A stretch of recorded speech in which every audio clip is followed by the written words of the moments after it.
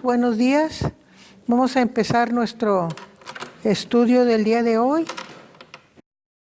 Me traje algunos apoyos para hacer un poquito más gráfica la enseñanza.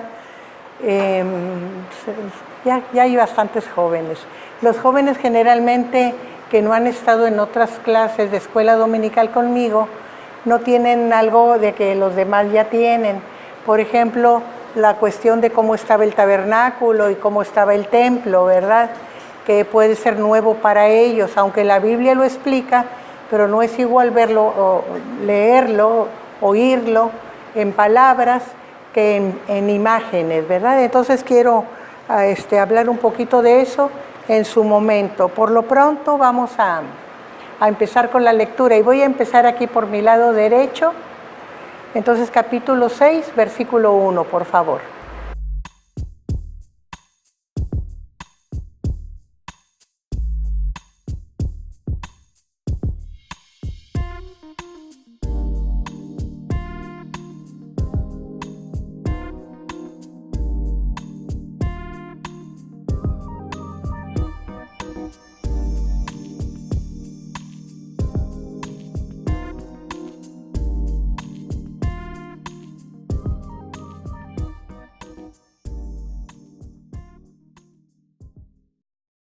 Dice la palabra, vi cuando el Cordero abrió uno de los sellos.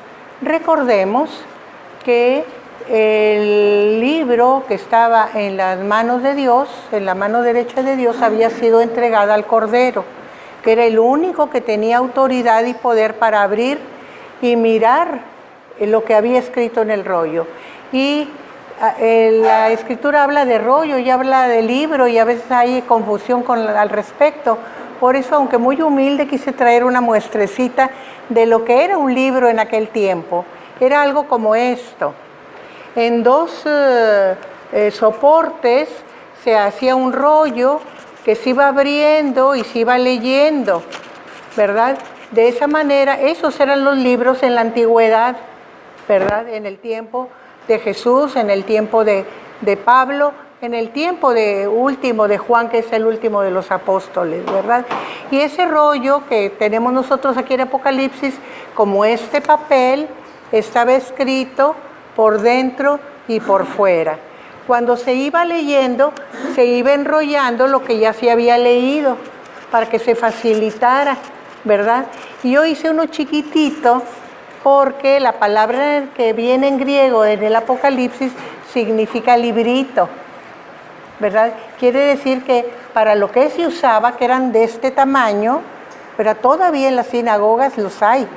La escritura está en rollos todavía y son de este tamaño, entonces se agarran así, ¿verdad? Pero para que visualicemos que estaba en la mano del Señor y que de ahí lo tomó el Cordero, quise hacer un tamaño pequeñito, ¿verdad? Así visualizamos más lo que leemos en la escritura.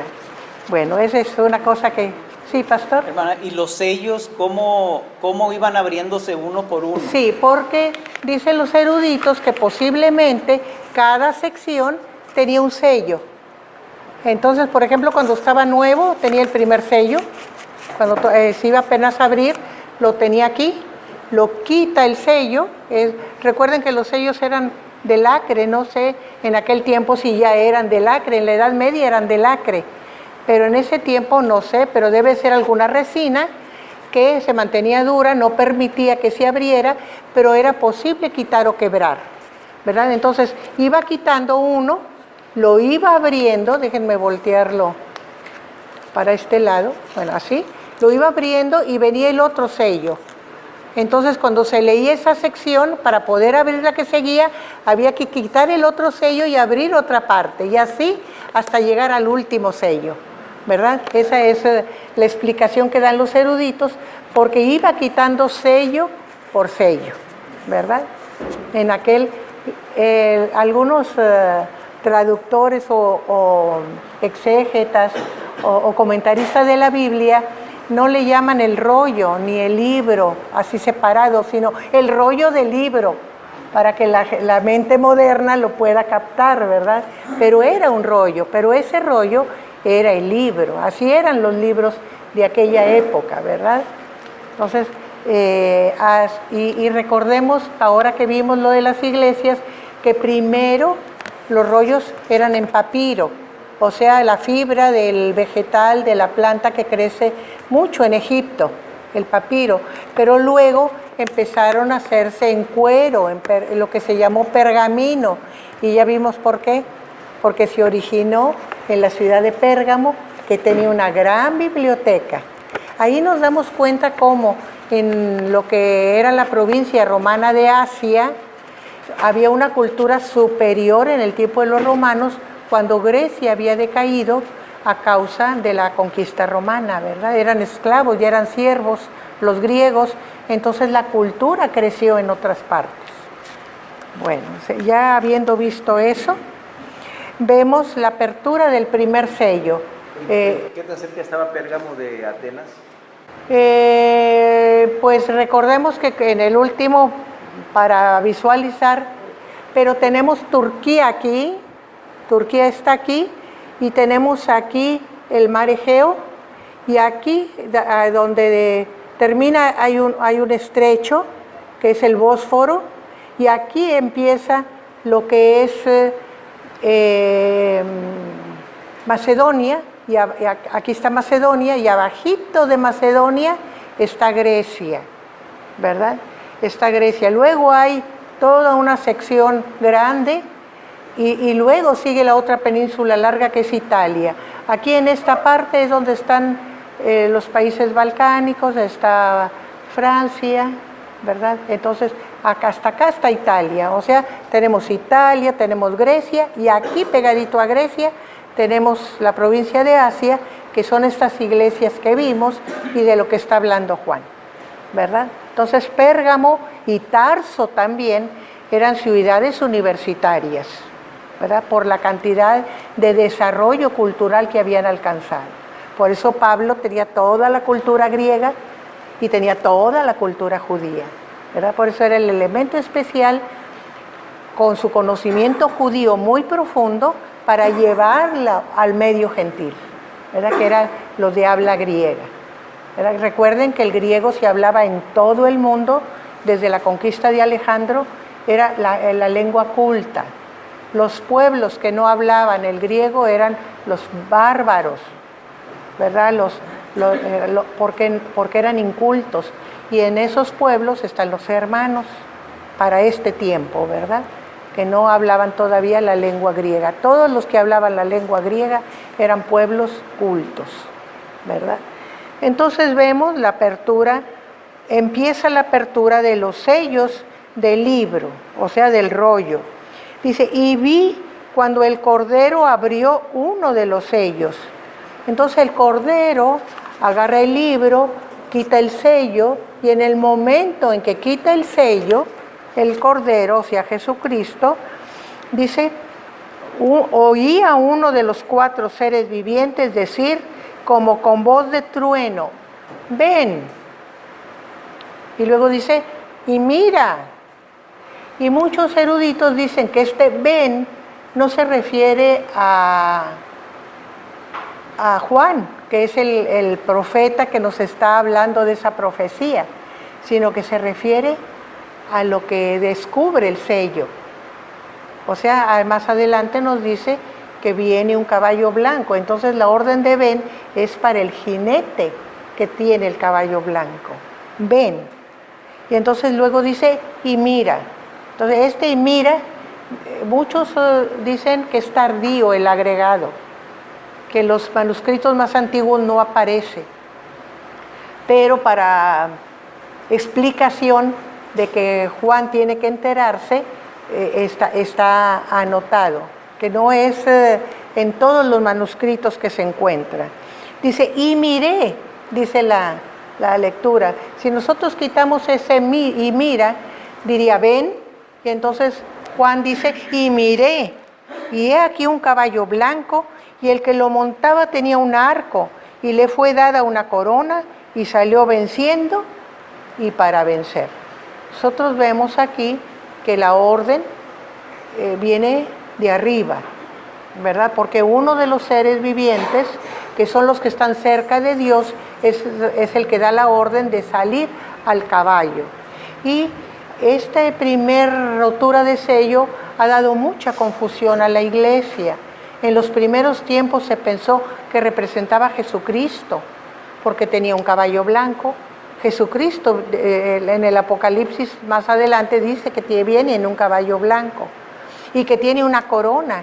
Y Jesucristo pues no tiene una corona, pero dice que tenía multitud de diademas, ¿verdad? Pero eso de verlo como un rey hace como que se pensara en que se trataba de Jesucristo.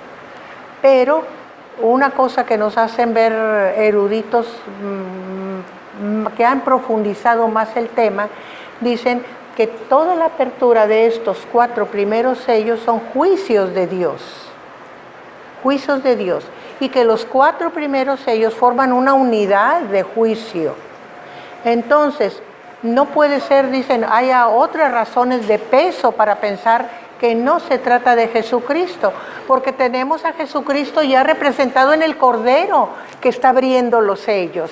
Entonces, el que viene en el caballo no puede ser Jesucristo, ¿verdad?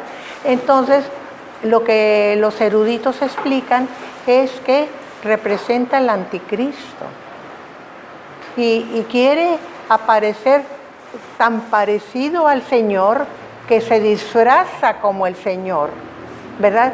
Y dice, y es tan exitosa este disfraz que hasta los lectores de la palabra se confunden y piensan que es Jesús, ¿verdad? Es que entonces siempre hay que tener mucho cuidado con el enemigo, ¿verdad? Dice por ahí la palabra también que el enemigo de las almas se disfraza de ángel de luz, ¿verdad? Entonces cuidado con eso. Entonces este primer caballo blanco es el primer juicio de Dios contra la humanidad que enemiga de Dios. ¿Por qué? Porque recordemos que para este momento ya la iglesia fue llevada al cielo. Cuando vienen los juicios, ya la iglesia está con el Señor, representada como en aquellos 24 ancianos, ¿verdad? Ya está con el Señor. Son los que no quisieron, que oyeron la palabra y que supieron de la palabra y del Evangelio, pero que no se decidieron por el Señor Jesús, los que están en la tierra, ¿verdad? Es después del arrebatamiento esta visión. ¿Sí, Aarón? Dice, o sea, en el texto, en el versículo 2 dice, no dice, y tenía una corona, sino dice, y le fue dada.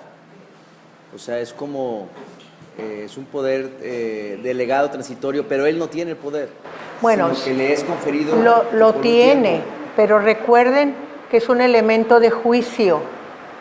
Entonces, está ejerciendo el juicio de Dios en aquella humanidad enemiga de Dios. Sí, pero no es un poder intrínseco, sino que le es conferido. Sí, le es conferido. Miren, es como a los reyes. ¿Se acuerdan que a los reyes enemigos de la gente de Israel, Dios les daba el poder? No lo tenían en sí. Dios se los daba para hacer juicio sobre su pueblo que no cumplía con los mandamientos ni con las leyes de Dios. Y era el pueblo de Dios, entonces les mandaba como juicio. Y aún cuando eran ajenos, ¿verdad? Dios los mandaba. Por ejemplo, cuando Nínive, ¿verdad? Dios manda juicio contra aquella gente, ¿verdad? Y muchos reyes de la antigüedad que asolaron al pueblo de Israel fue porque Dios permitía para corrección de su pueblo, ¿verdad? Y aquí ya no estamos hablando de corrección, estamos hablando de juicio. Ya se dio una cosa que se nos olvida muy a menudo, y yo lo quiero recalcar ahora, es que este tiempo, esta época se le llama la época de la iglesia, la época de la gracia. Pero esta época no es para siempre, esta época tiene un fin, una terminación. ¿Qué dice la palabra de Pedro?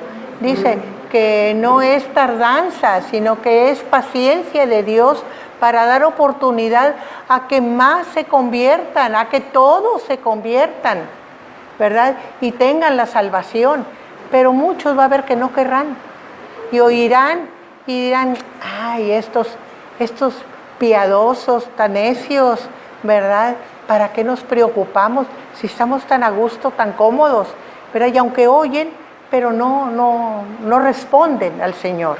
Pero habrá muchos que ni quieran oír. No, a mí de eso no me hables, a mí eso no me interesa, pero habrá muchos que habrán oído, pero no se convierten, ¿verdad?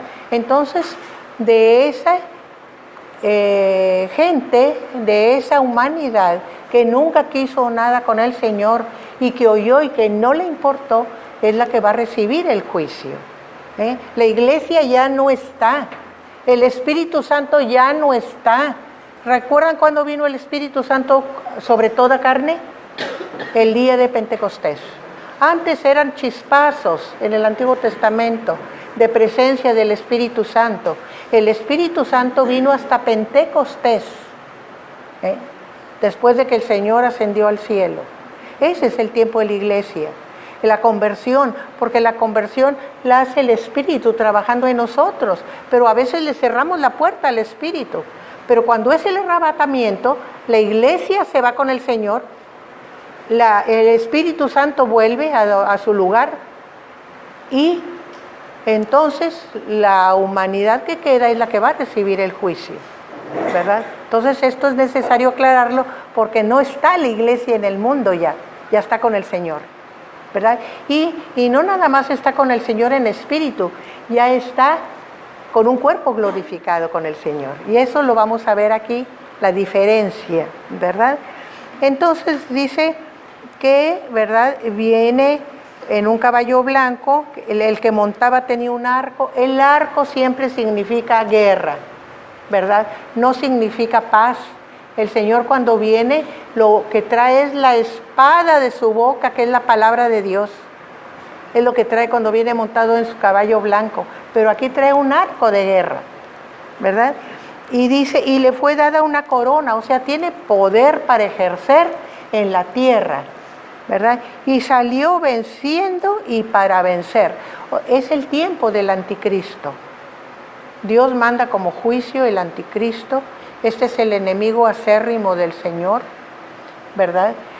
En su reinado no se va a permitir hablar de la palabra ni dar testimonio del Señor, ¿verdad? Y todos, y eso lo vamos a ver más adelante, todas las personas van a ser marcadas. El que no tenga la marca no va a poder ni comprar ni vender, o sea, no va a poder subsistir porque no va a poder hacer nada, trabajar en nada. Sí, pastor.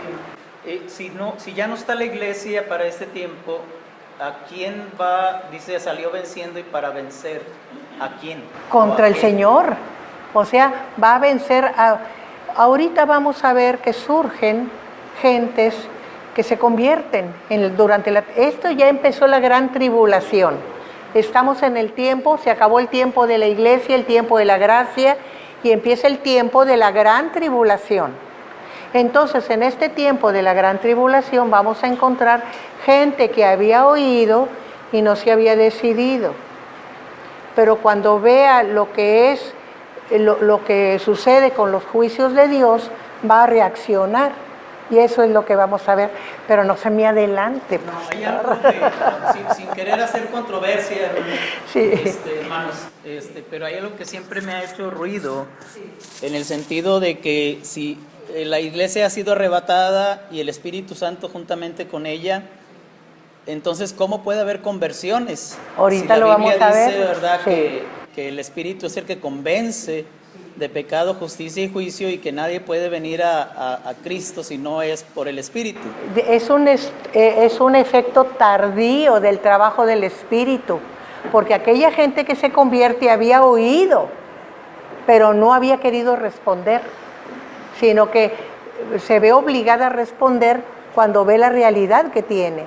Es como cuando nos advierten de algo y no hacemos caso, pero de repente vemos la evidencia y entonces, ay sí, de veras que me tengo que cuidar de eso, pero hasta que no vemos la evidencia. Por eso aquí, aunque no está el Espíritu Santo, pero es un efecto tardío del trabajo del Espíritu Santo. ¿Por qué? Porque estos que se convierten después ya habían oído la palabra, pero no habían respondido. Esa es la razón por la que todavía quedaron en la tierra. Y lo vamos a ver un poquito más adelante. Sí, Aaron. Pero a mí también me ha hecho ruido lo que dice el pastor también, Sí. siempre no, porque, ahí no está. Porque depende de, yo he visto personas que ven milagros muy grandes en su familia y no se convierten. O sea, pueden ver cosas más grandes que quizá uno en lo personal ha visto y no se convierten. Y hay como lo que llama Jesús, un velo. un velo, hay un velo y no lo ven. Algo que para uno es muy obvio, no lo ven.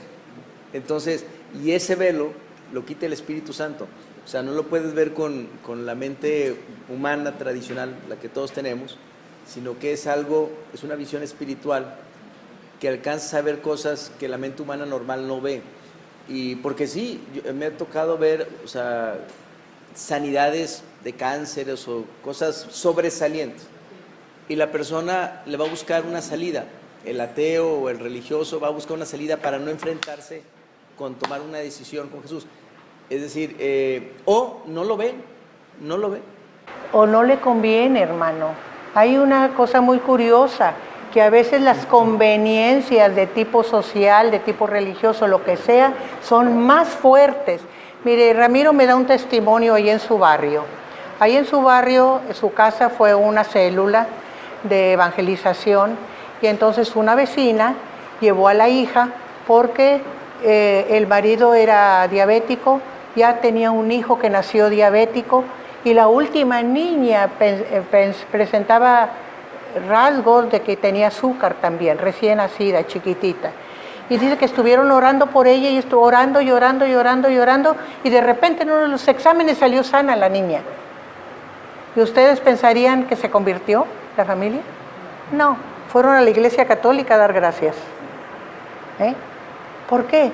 Porque es lo que me conviene, es la iglesia a la que pertenezco, con la que quiero estar bien, y es la iglesia social, en donde todos los eventos que se dan, es ahí. Si me salgo de ahí, pues yo no sé, esa otra iglesia, ¿qué será? No me conviene.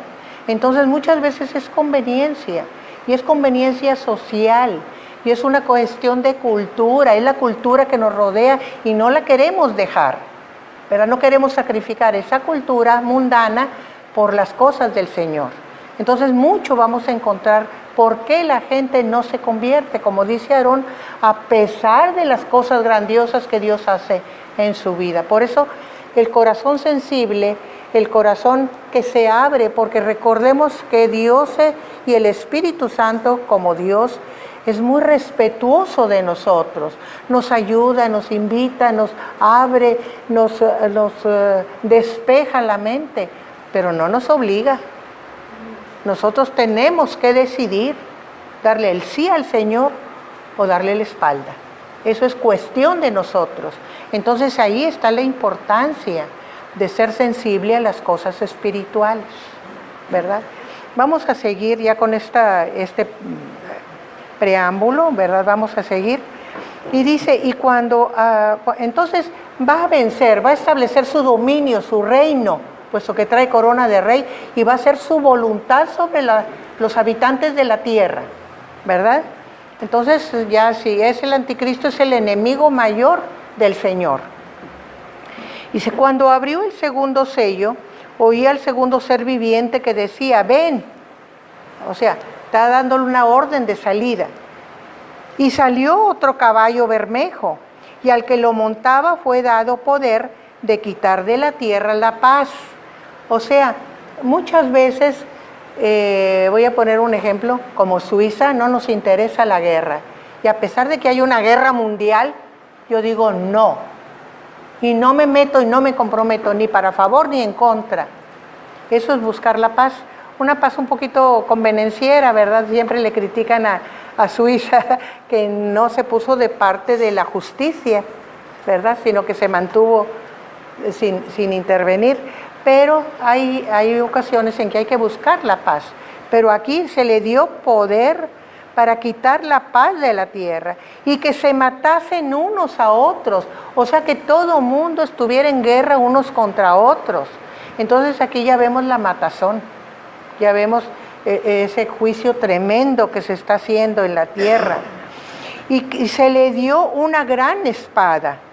Entonces, no es una pequeña espada, sino es una espada de guerra. Recordemos cuando hablábamos en otra ocasión que hay las espadas chiquitas que se llevan al cinto y la espada larga, ¿verdad?, que usan los guerreros.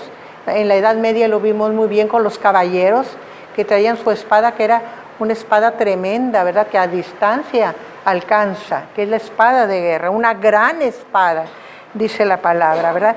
Este caballo bermejo tiene el color de lo que representa, ¿verdad?, del rojo. Recuerden que representa la guerra, la sangre, el sacrificio, la guerra, ¿verdad? Entonces este caballo, el primero trajo un dominio malo, un dominio cruel, y seguido de ese dominio, esa es la otra razón por la que dicen que no es Jesucristo, porque Jesucristo está seguido de muchos jinetes montados en caballos blancos, dice después Apocalipsis, ¿verdad?, pero que no traen guerra, y no podía venir Jesucristo y luego venir detrás de él esto, ¿verdad? Entonces, este caballo bermejo, ¿verdad?, trae todo lo que es guerra, falta de paz, la enemistad, la crueldad de unos con otros, y un arma poderosísima, que está representada por esa gran espada. O sea, tiene el poder de matar, ¿verdad? Muy bien, seguimos con la lectura, con el versículo 5.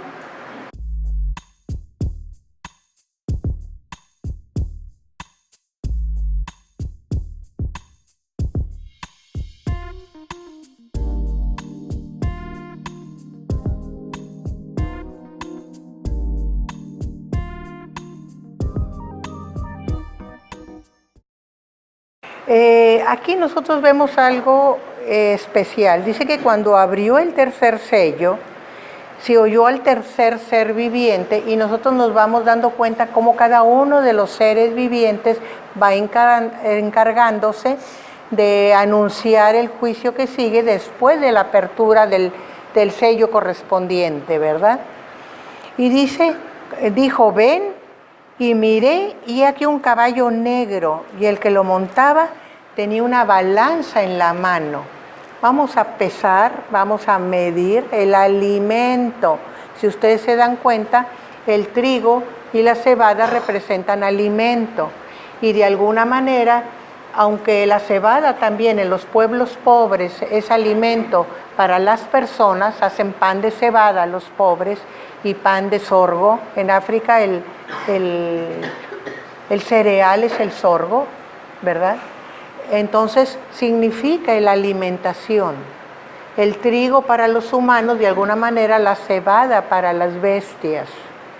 Porque la cantidad que trae aquí, 6 medidas de cebada, es lo que se le daba a un caballo para la alimentación diaria. Y un denario es todo lo que ganaba una persona en el día, en todo el día de trabajo. Y la Escritura dice, no le retengas al jornalero su paga, porque ¿qué va a comer? De ahí tiene que ir a comprar su comida y todo lo que necesita. Pero imagínense, 2 medidas de trigo, pues apenas para una comida de la familia, no les alcanzaba para lo demás, ni vestido, ni nada de lo demás.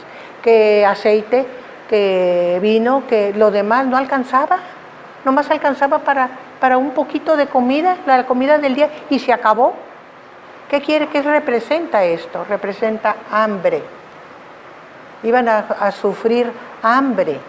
No nada más la gente, sino también las bestias, ¿verdad? No iba a haber posibilidad de nada, porque sabemos que cuando hay escasez, pues dice que estamos a pan y agua, ¿verdad? O sea, así iba a ser, nomás pan y agua, porque no alcanzaba para el vino. Todo el jornal del día se iba nada más en el trigo para el pan, así que a pan y agua, así iban a estar. Entonces representa hambre. No nada más tienen guerra y tienen matazón y tienen todo ese problema de cuidarse y de esconderse, sino aparte tienen hambre. Nosotros sabemos que cuando hay guerra esto es muy común, porque se destruye mucho, ¿verdad? Entonces, eso es lo que significa la balanza en la mano, y cómo, ¿verdad? Dice, uno de los seres vivientes, 2 libras de trigo por denario y 6 libras de cebada por denario, pero no dañes. O sea, iba a ser perjudicado el alimento, la cebada y el trigo, iba a haber poco, por eso es tan caro. Pero no dañes, o sea, que no haya escasez en el vino ni en el aceite. Y pensemos un poquito por qué. Pues porque son símbolos de alguna manera del Señor. El vino va a representar la sangre, representó en el tiempo de la iglesia la sangre de Cristo, y el aceite la unción del Espíritu Santo. Entonces son símbolos. Recuerden que el Apocalipsis es muy simbólico, ¿verdad? Entonces son símbolos de que aquello pertenece a Dios, representa a Dios y no se daña, ¿verdad? Se daña lo demás, pero eso no, ¿verdad? Entonces, eso es la significación simbólica de estas palabras. Seguimos con el versículo 7.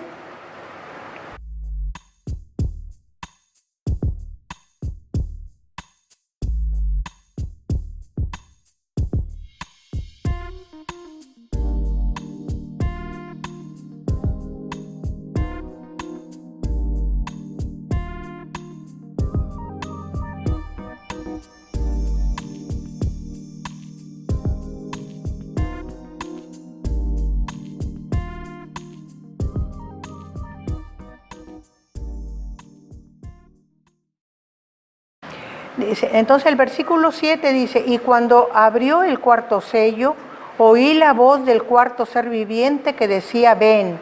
Y miré, y he aquí un caballo amarillo, y el que lo montaba tenía por nombre Muerte. Siempre el color amarillo lo relacionamos con el color de los muertos, porque cuando la sangre deja de circular, la piel pierde su color e inmediatamente toma un color muy característico, que le llamamos color cadavérico, ¿verdad? Y es un color amarillento, ¿verdad? Entonces por eso está representado el caballo amarillo, y dice que el que lo montaba, el jinete que lo montaba, tenía por nombre Muerte. O sea, aquel tercer caballo,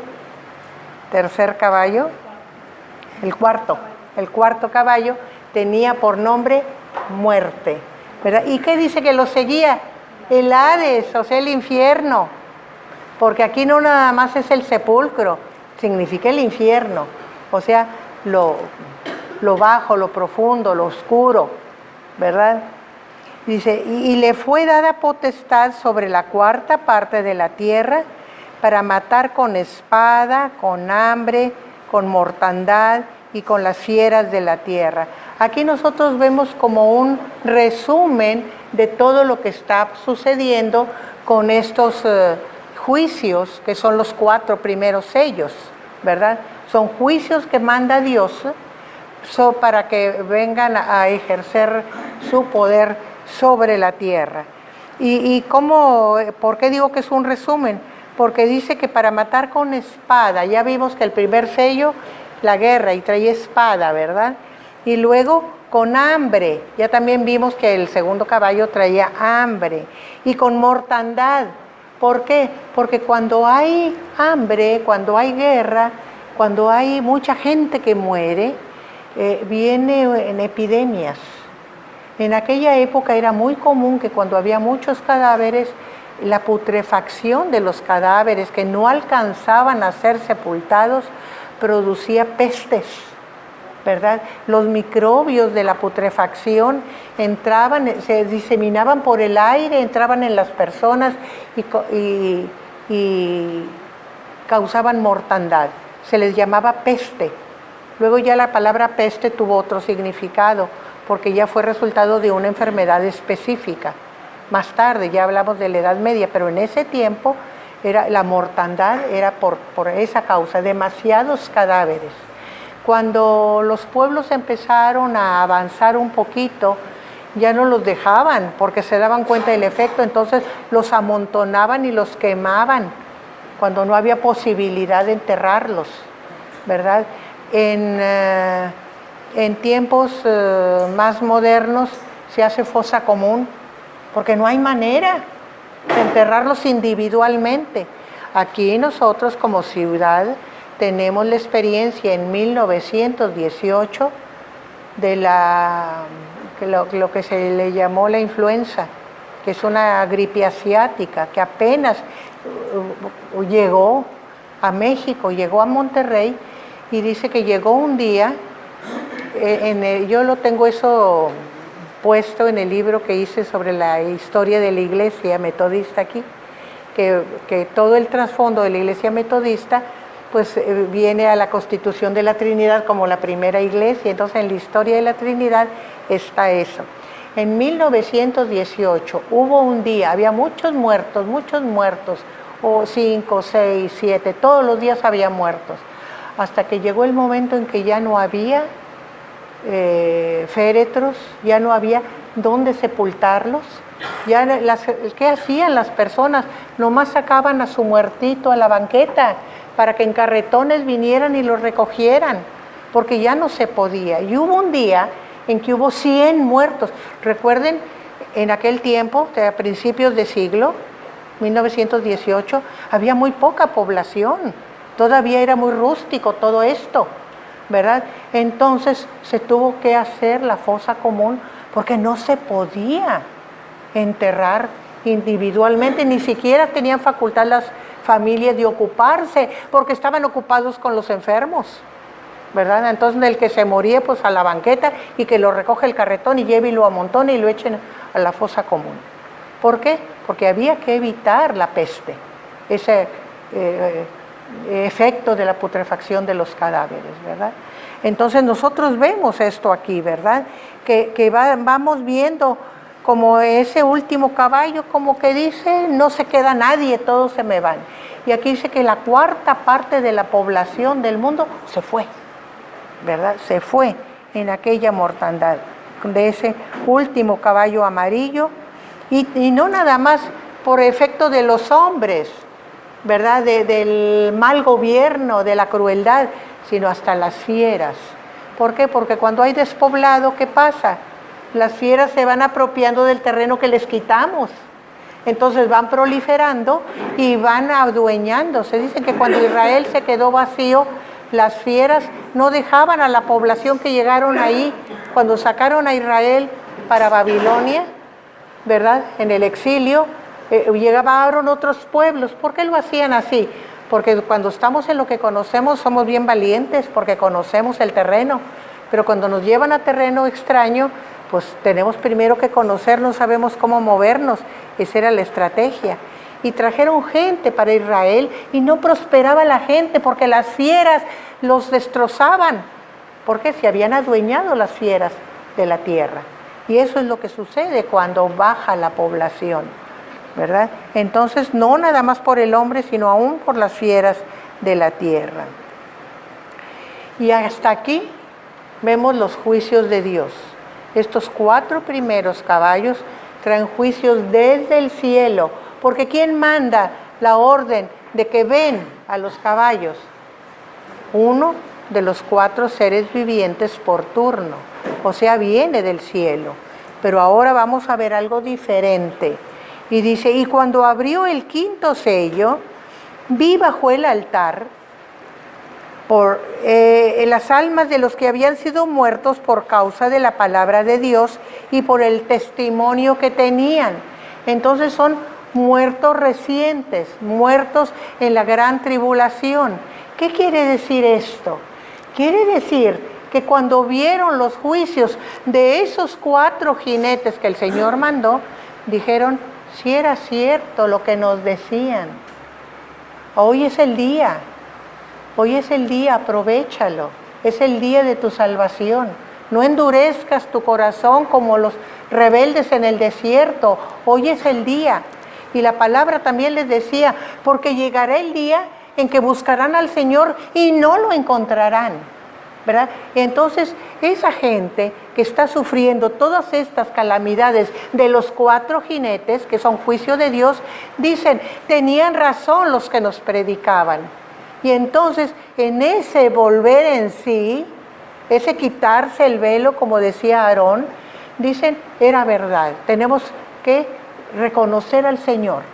Entonces se convierten y empiezan a confesar el nombre de Dios. Pero ¿se puede confesar al nombre de Dios cuando está prohibido? Nosotros lo podemos entender un poco si pensamos en el tiempo de la Rusia y de la cortina de hierro y del muro, en que se prohibía toda religión, y al que andaba ahí queriendo predicar se le enjuiciaba y muchas veces se le mataba, la mayor parte de las veces. Y eso es nomás ahí un paisito, ahorita todavía en el tiempo de la iglesia, pero en el tiempo de la tribulación va a estar estrictamente prohibido hablar del Señor, porque el que gobierna es enemigo del Señor, y el que gobierna quiere que se honre y se venere su imagen, no al Señor, sino su imagen, que el Apocalipsis lo dice como la adoración de la bestia, ¿verdad? Entonces no se puede adorar a nadie más. Entonces todos estos conversos sufrían la muerte, ¿verdad? Tarde, no fueron levantados con el Señor porque no quisieron en su momento, pero tardíamente se convierten.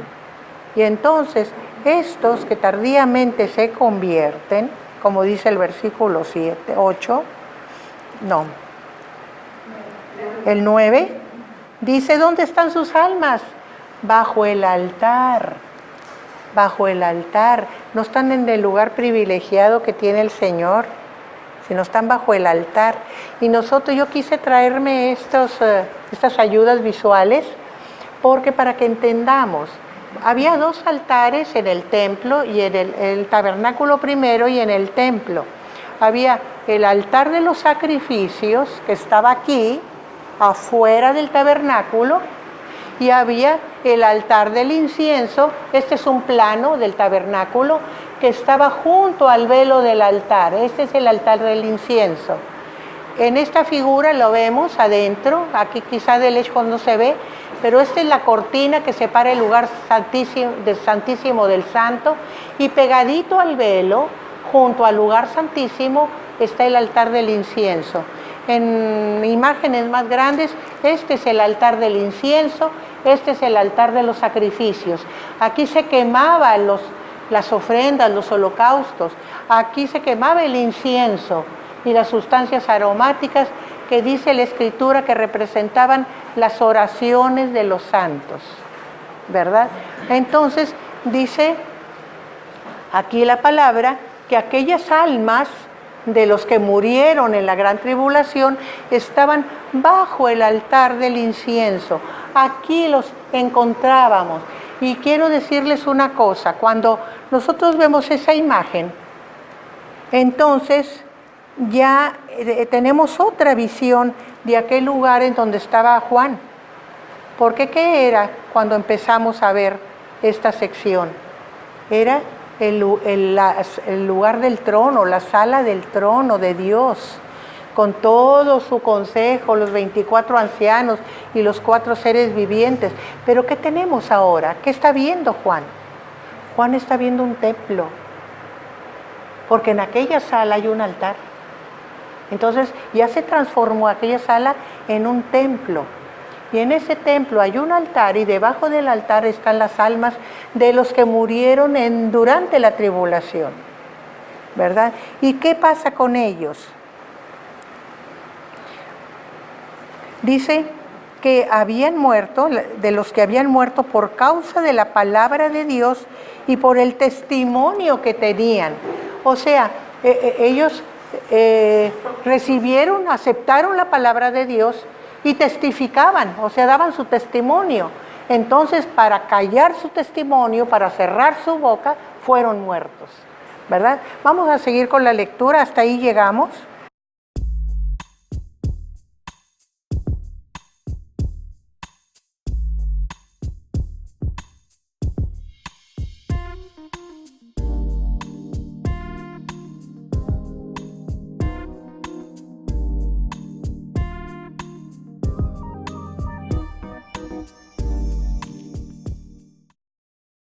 ¿Qué pasaba con ellos? ¿Qué expresaban ellos? Decía, y clamaban a gran voz diciendo, ¿hasta cuándo, Señor, santo y verdadero, ¿no juzgarás y vengarás nuestra sangre de los que moran en la tierra? O sea, estaban ansiosos ya, estaban ansiosos. ¿Y cuál era la razón? Fíjense que cuando nosotros vemos esto, nos puede parecer por las palabras que ellos buscaban venganza. ¿Hasta cuándo vengarás nuestra sangre? ¿Verdad? Pero se nos pasa algo, y es cómo hablan ellos del nombre de Dios. Señor, ¿qué dice? Santo y verdadero. O sea, que la venganza no es por ellos mismos, sino por la blasfemia que ellos oyeron, que ellos experimentaron en contra de Dios.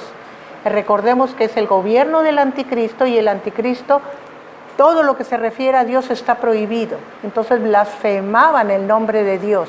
Entonces por eso nos da la pauta por lo cual piden venganza, por la ofensa hacia Dios. O sea, Señor, te están ofendiendo. ¿Hasta cuándo te vas a esperar, Señor, para limpiar tu nombre santo y verdadero? ¿Verdad? Eso es lo que está sucediendo. Esa es la razón por la cual están ansiosos con el Señor, ¿verdad? Porque, como si nos damos cuenta, en aquella sala donde está el trono de Dios, ahí está el altar y ahí están ellos. Pero, como no hay el Espíritu Santo en la tierra, ya dijimos que ellos son resultado del trabajo que ya había hecho el Espíritu Santo. A ellos habían oído y no habían respondido, son tardíos para responder. Entonces, no tienen el sello del Espíritu. Y el sello del Espíritu es la garantía de lo que el Señor nos dará al final, como se los dio a la iglesia cuando el Señor la levantó y la llevó allá a ese lugar del trono, ¿verdad? Entonces ellos todavía no lo tienen. Entonces, pero ellos claman. Y una cosa importante, el Señor jamás deja fuera a los que confiesan su nombre. Por eso están ahí ellos, aunque se tardaron, aunque fueron rebeldes, aunque no querían obedecer ni escuchar. Sin embargo, en el momento en que confesaron al Señor, están con el Señor y tienen garantizada la vida eterna, porque están ahí. Pero no tienen los privilegios de la iglesia, que es la redención del cuerpo. La iglesia ya está con el Señor en cuerpo y espíritu, ellos no. Son almas, ¿se fijan en eso? Son almas. Pero el Señor es misericordioso. ¿Y qué les responde? ¿Qué les responde? Dice, y les dieron vestiduras blancas, o sea, merecen la vestidura de los santos. ¿Por qué? Porque confesaron el nombre del Señor. Les dieron vestiduras blancas y se les dijo que descansasen, ¿verdad? Todavía un poco de tiempo. ¿Qué quiere decir? Que ya estaban descansando. El descanso es estar con el Señor. Por eso dice que cuando llegaron a la tierra prometida y que se suponía que ya iban a descansar el pueblo de Israel, pues no descansaron. Dice, entonces hay otro descanso, dicen los evangelistas, ¿verdad? Sí, ese descanso de los últimos tiempos que el Señor nos dará, ¿verdad? Entonces ya están en descanso, pero les dice, descansen todavía un poco más de tiempo. ¿Hasta cuándo? Hermana, o sea que están en descanso es muertos. Sí, bueno, ya no tienen dolor, ya no tienen tribulación, ya fueron sacados de la tribulación por su confesión del nombre del Señor, pero están ansiosos porque no ven que el Señor juzgue a los de la tierra. Es lo mismo que le pasa a Habacuc. Señor, ¿por qué permites que haya tanto mal? ¿Verdad? Le reclamaba Habacuc al Señor en el tiempo antiguo, hasta que el Señor le hace comprender que todo aquello tiene un propósito, ¿verdad? Y entonces él dice, no importa, Señor, cuando ve claridad, aunque no haya ganado en los corrales, ni en las vides uvas, ni en las higueras higos, con todo yo confiaré en ti, ¿verdad? Y eso es lo mismo que está pasando aquí. Están ansiosos porque el Señor no hace juicio contra los malos, pero el Señor les dice descansen, y fíjense por qué. descansen todavía un poco de tiempo hasta que se complete el número de sus consiervos y sus hermanos, que también habían de ser muertos como ellos. Así como la iglesia tuvo un tiempo, así como el tiempo de la gracia tuvo un principio y un fin, así el tiempo de la tribulación va a tener un principio y un fin. Y hasta que no se complete, entonces vendrá la redención de ellos. Así como nosotros tenemos que esperar hasta que el Señor venga otra vez por su iglesia para tener la redención del cuerpo, nosotros morimos y vamos a la tierra y nos hacemos polvo. O nos incineran y también nos hacemos polvo, ¿verdad? Tenemos que esperar hasta que venga el Señor. Así también ellos tienen que esperar que se cumpla el tiempo de la tribulación para que estén todos los sacrificados que van a creer en el Señor durante la tribulación, para que entonces, ya completo el número, sean redimidos igual que sus hermanos. Y miren, la ansiedad es porque ellos están ahí y están viendo a sus hermanos en privilegio, y ellos todavía no están en privilegio, y eso también causa ansiedad, ¿verdad? No nada más el que están blasfemando el nombre de Dios, sino la situación en la que yo estoy y la que están aquellos. Pero ellos también ya están muertos. Sí, son almas, hermana. Ya los mataron en la tierra. Y se quedaron unos aquí en la tierra. Pero todavía hay gente viva que están persiguiendo. Y hasta que no se acabe todo, o sea, así como la iglesia tuvo que esperar, la tribulación tiene que esperar que se complete su periodo. Y su número de personas. Su número de personas que el Señor todos juntos los va a manejar, a tratar, a justificar, ¿verdad? Entonces, a veces esos detallitos se nos van cuando leemos la Escritura. Entonces, seguimos, ¿verdad?, con la lectura. Dice que hasta que no se complete, todos los que han de ser muertos. ¿Por qué? Porque no se va a permitir que nadie que confiese al Señor esté vivo en el tiempo del anticristo, ¿verdad? No más va a ser adorado el anticristo. Entonces no se permite a nadie que adore al Señor. Por eso van a ser muertos y por eso los están esperando a juntarlos a todos para que el Señor obre, ¿verdad? Pues ahí nos quedamos en el versículo 2 para la siguiente clase.